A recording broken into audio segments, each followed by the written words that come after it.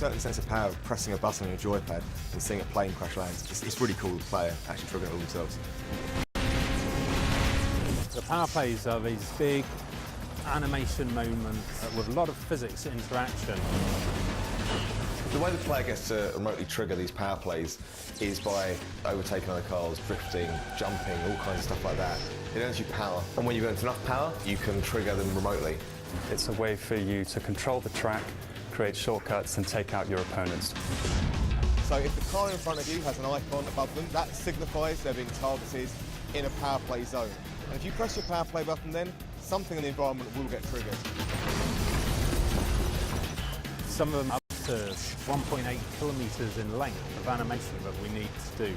Synchronised with that, we need all the audio and the VFX and the changes in the post-processing of the game to give that emotional experience. You've got things like, cars that actually have explosives primed underneath them and get blown across the track, gas stations that can blow up, monorail trains that you can derail with explosions, all the way up to bringing down giant structures like control towers.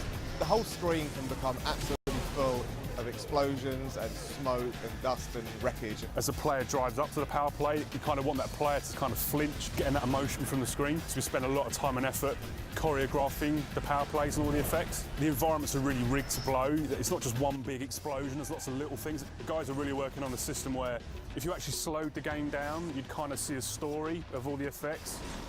You never know exactly how a lap or a race is going to play out, so sometimes you might not have enough power to trigger some power plays you want in the environment, or sometimes your opponent might trigger it before you get there.